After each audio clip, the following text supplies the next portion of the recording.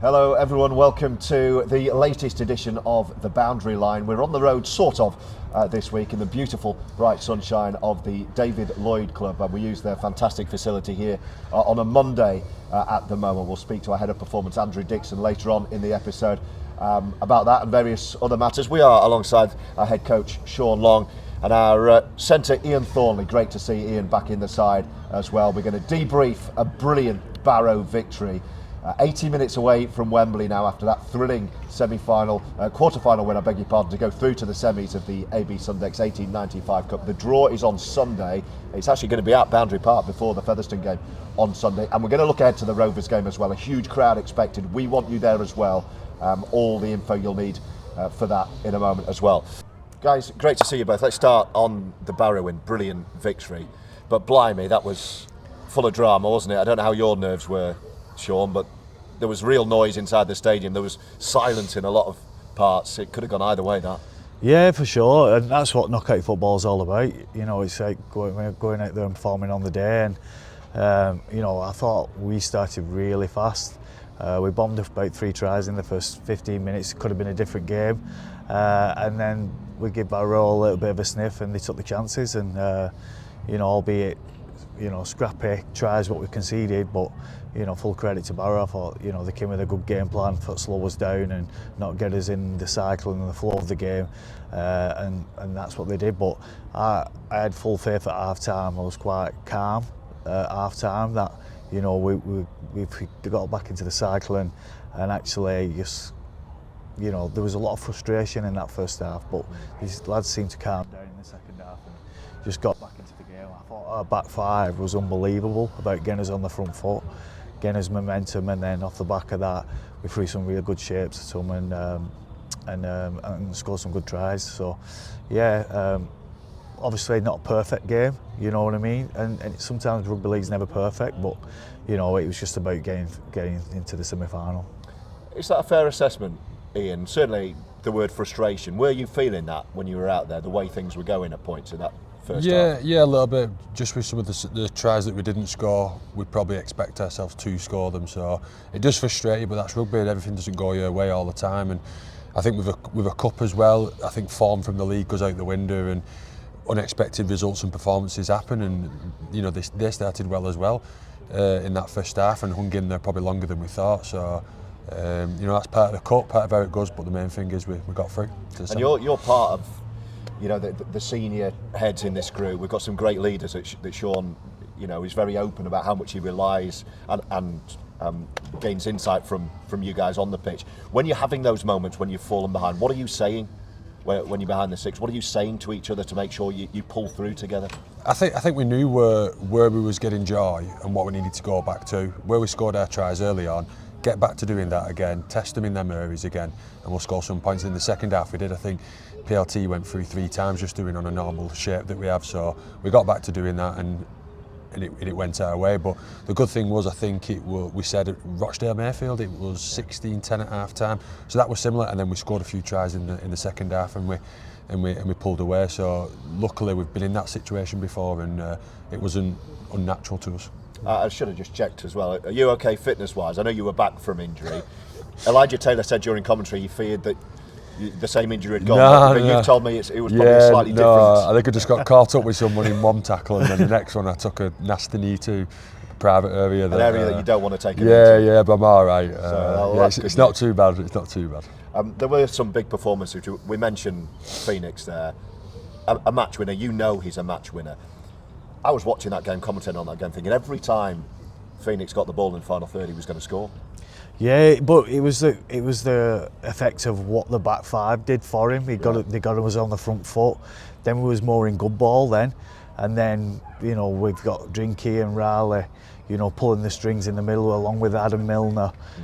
They created that space and squeezed their line up, really condensed their line. So then Phoenix, you know, had the jaw on the outside with Thornley and JJ. Especially on our right hand side, so it's what they all did really as a team, and obviously Phoenix got the credit for the 3 tries they scored, but it was a really good team performance, especially when we clicked into gear.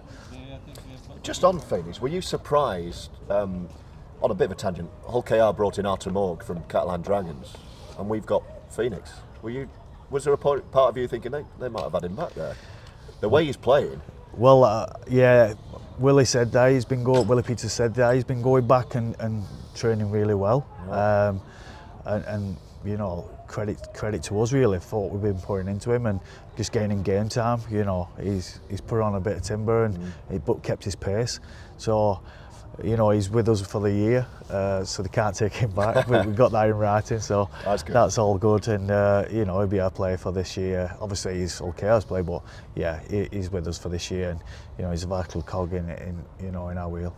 A couple of other big performances. We should also say that the crowd were absolutely unreal. This weather really helps, but the noise at Boundary Park in front of the Joe Royal stand. If you're watching this and you didn't make it to the game, get down. It's absolutely bouncing at the moment. I know, Ian, you fed off that as players on the pitch as well. It must have felt like it was a cup tie. It must have felt like a cup final at times. Yeah.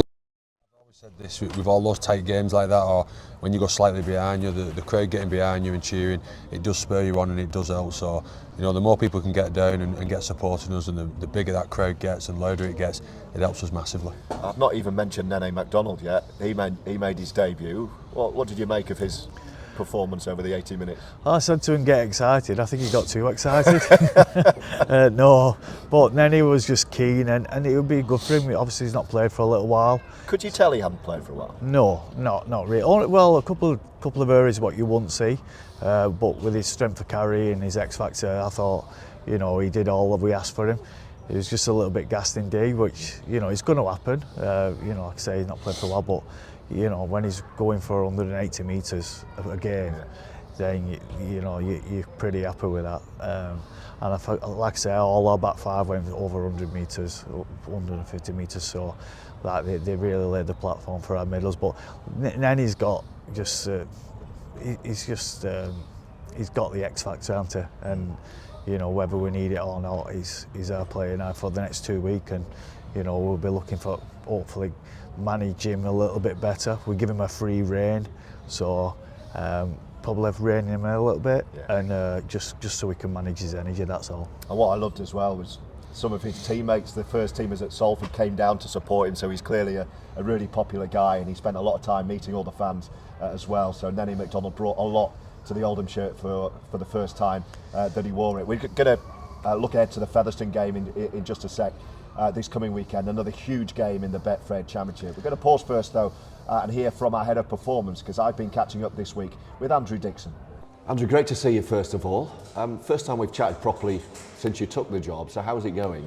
Yeah, it's going really well. Obviously we've got a really good set of lads that train really hard to make my job really easy, so it's going pretty well so far. What have been the key things that you've taken from the start to your job in terms of what you wanted to see and changes you wanted to make, and how the team have responded?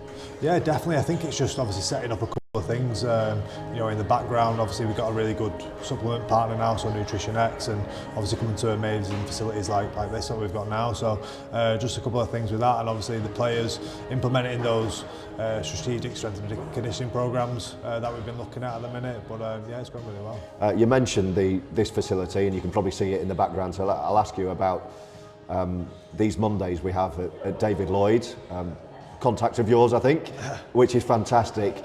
So how much has that brought to the party in terms of having a facility like this on a Monday that we can use? Yeah, definitely. I don't think it can be understated on how big this is for us as a club to be able to use this facility here. We're obviously really grateful with David Lloyd, Manchester North, to be able to use this amazing facility with obviously the pool facilities and the gym as well. Is absolutely brilliant, and you know, aids our players massively with recovery for our next games. And the players were really, well, we can see a player behind you. Jack Johnson just come in with his rucksack. There he is. You can probably see him in the background. And the players, when you told them that they were going to be having Mondays recovering here, they were all really excited. I guess that kind of makes up for some of the cold winters at Melrose in waterlogged and frozen pitches. Yeah, definitely. It's all right when they're out in the outdoor pool outside in the sun, as we've got a bit today. But yeah, absolutely over the moon to be able to be associated with these guys, this kind of facility. So you know, top-notch facilities for us to be able to perform our recovery in. Can I ask how the players have responded to you into this role? Because you were a player yourself. last season, and I mentioned this to you before, often that can be quite tricky in terms of gaining respect and getting players to listen to you. Why should I listen to you? Or, you know, that kind of thing. It seems to me you have a really good dynamic and a really good group. Yeah, definitely. I think, you know, that's the thing is about the group. I think we've got a really tight-knit group here, and that's one of the main things I think that's really important in any club. So, you know, whether you're a member of staff or a player, just having that kind of really good group that are willing to kind of just get into whatever it is that you're asking them to do, and that's what we've got here, which is absolutely brilliant. We've had a succession of, and that's why we've had a big squad of injuries, as every club does. How challenging is that for you and your squad when every time you think you're on the foot, you get a curveball? Yeah, you know, it can be very tricky. We obviously play quite a chaotic, tough sport in rugby league, and you're always going to get some elements of injury. So seeing some of the lads coming in now, but yeah, it can be tricky, and just trying to get those guys back on the field as soon as possible. Yeah, Lewis Baxter logo. Jordan, the captain's here as well. Jordan Turner's walking past thinking, why on earth is he being interviewed? That means you probably need to get to work, Andrew, in just a sec. So yeah, as a final thought, you've come in to professionalise things. You've come from a Super League environment at Salford. So what's your honest assessment of where we are as a club? We're looking to do things right on the pitch. We're looking to do things right off the pitch in every aspect, in the office, in the media department, in your performance department that you're heading up. Where do you think we are? Have you been, I don't know, pleasantly surprised by what you've come into? Yeah, definitely. We've got some really, you know, some good top-notch professionals at you know, Oldham, and going from the coaching staff to obviously the media people. You know, it's been absolutely brilliant to come into this kind of club setup, and you know, being able to put obviously a stamp on my things from a performance side, but obviously listening to what they want from a coaching aspect as well has been absolutely brilliant. And you've successfully now stood in reception and been heckled by half the playing squad, so I think you deserve a medal for that. I know training started, so we'll let you go, but great to catch up. Cheers, thank you. Right guys, the big game come thick and fast. Featherstone Rovers this weekend. We could yet get them in the semis of the Cup, depending on how the draw goes. 2:20, by the way, the draw for the semi-finals of the 1895 Cup. And that's going to be made at Boundary Park before the Fev game on Sunday. Former employers of yours, what do you make of the current Featherstone side? They've had their difficulties since they got rid of you when you were 8 points clear.